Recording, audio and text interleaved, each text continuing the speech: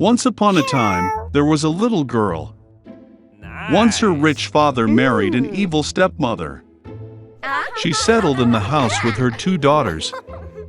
Their faces were beautiful and white, but their hearts were evil and cruel. And then came a difficult time for the poor girl. From morning until late in the evening, they forced her to do dirty work, carry water, heat the stove, cook food, wash dishes, and do laundry.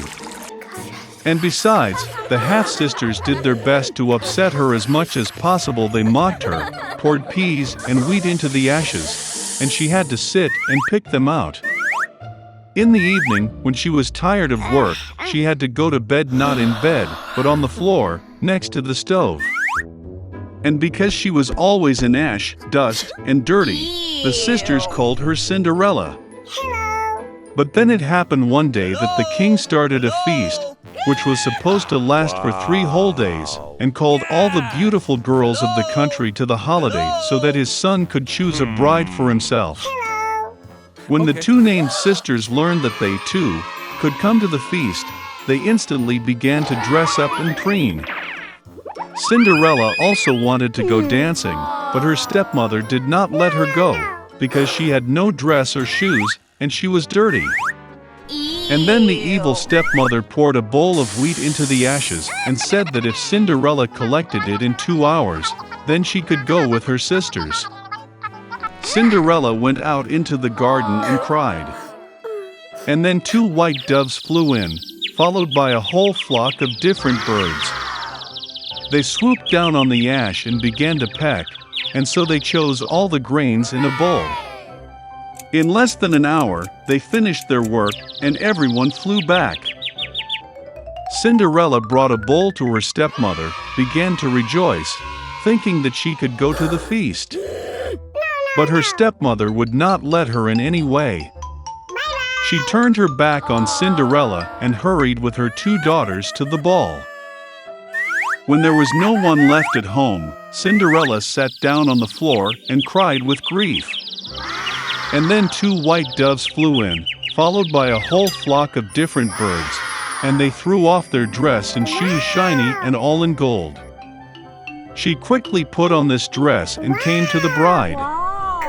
They saw her stepsisters and stepmother and thought that it must be some strange princess, she was so beautiful in her golden dress. It never occurred to them that it was Cinderella. The prince came out to meet her, took her hand, and they began to dance. And he liked Cinderella so much that he did not want to dance with any other girl.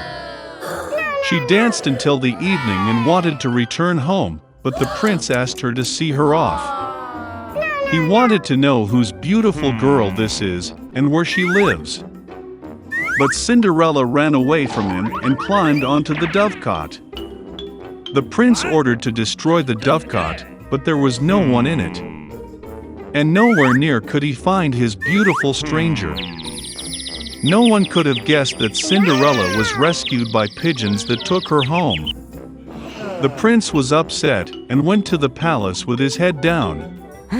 And suddenly he saw a shoe, lifted it up. It was so small and elegant and all of pure gold. The prince guessed that when Cinderella ran away from him, the shoe from her left foot remained on one of the steps. The prince was delighted and ordered to find the mistress of this shoe, and to whom it suits he will marry that one. The parents returned from the ball. They saw that Cinderella was asleep in her shirt on ash, and a dim light was on by the stove.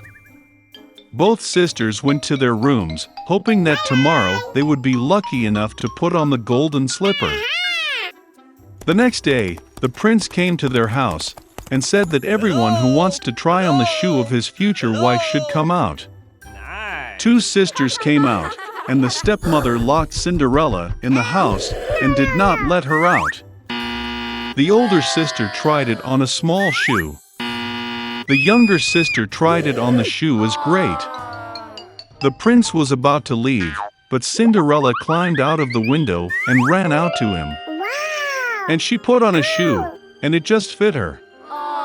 The prince looked into her eyes and recognized in her the very beautiful girl with whom he danced. He took Cinderella, put her on a horse and rode off to play a wedding with her. And he ordered the sisters and stepmother to be locked in their house, and never let them out of there. This is how they were punished for their malice and deceit. A girl named Alice got tired of walking all day without doing anything. The heat made her sleepy. Suddenly she noticed the white rabbit, who was in a hurry somewhere. It seemed strange to the girl that he was talking to himself, and kept looking at his watch. Burning with curiosity, Alice rushed after the rabbit, and without hesitation jumped after him into the hole. Inside was a deep well, the walls of which were lined with bookcases. Alice fell very slowly and managed to see everything properly. Once at the bottom of the well, the girl noticed a glass table with 3 legs. On it lay a small golden key and some kind of bottle. Alice tried to open the door with the key, but it was too small. Looking around, she saw a small door. To open it and find herself in a magnificent garden, Alice had to drink from a bottle from the table. After taking a couple of sips, she began to decrease in size. The girl shrank so quickly that she did not have time to take the key from the table. Then she saw a magic pie on the floor. As soon as Alice took a bite, she began to grow rapidly upward. The girl grew so much that she could not go through the cherished door again. Alice began to cry so much that soon a huge puddle formed near her. At that moment she noticed the white rabbit. The girl called him, but he was in a hurry, and in fright dropped his gloves and fan. Alice picked them up and noticed how she began to shrink. The reason was a magic fan. Alice fell into a pool of her own tears. When she was thrown ashore, the girl again noticed the rabbit. He confused Alice with his maid, and ordered to immediately go home for new gloves and a fan. The girl ran to carry out the order. In the rabbit's house, she could not resist curiosity, and drank some liquid from a bottle. This led to the fact that Alice grew to gigantic proportions, and quickly filled the whole house. She was able to shrink only thanks to the pies. Having regained her previous dimensions, the girl ran away.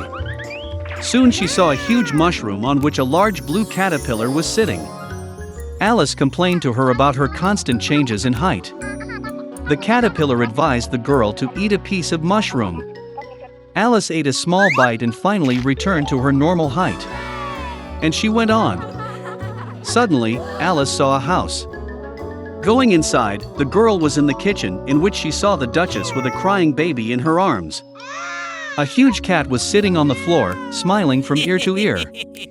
The Duchess explained to Alice that he was smiling because it was a Cheshire cat. Suddenly the cat disappeared and the baby burst into tears. The Duchess gave the child to Alice, and she herself went to the Queen. The girl was surprised to find that she was not holding a child, but a real little pig.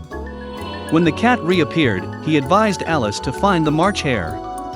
And then he disappeared, and only his smile remained in the air. The girl hit the road. Soon she saw the house of the March Hare. Alice came just in time for the beginning of the tea party. The table was huge, but only the March Hare, the Mad Hatter and Sonia the Mouse were sitting at it. They would not let anyone sit at the table, and said that there was no room. Alice learned that they were forced to drink tea incessantly as punishment for killing time. The Hare and the Hatter mocked the girl in every possible way and ridiculed her. Unable to tolerate such rudeness, she silently got up and left. Soon Alice found herself in a wonderful garden. She noticed gardeners who looked like playing cards. They dyed white roses red. The girl was very surprised at this. She learned that their queen loved red roses, and only white ones grew. The queen executed her servants for the slightest offense. The gardener said she was judging the servant who stole the cookies right now. Alice was very interested, and she went to court. There she saw the March Hare and the Mad Hatter testifying. When they finished, the queen suddenly summoned Alice for questioning. The girl replied that she knew nothing, and ordered to let the servant go. The queen got angry and ordered to grab the girl. At that moment, Alice felt that she began to grow again. The girl realized that these were just cards, and she was not afraid of them. And at that very moment, the magic disappeared. Alice woke up in the same clearing where she first saw the white rabbit. There was a familiar landscape around, familiar sounds were heard. So it was only a dream, thought Alice.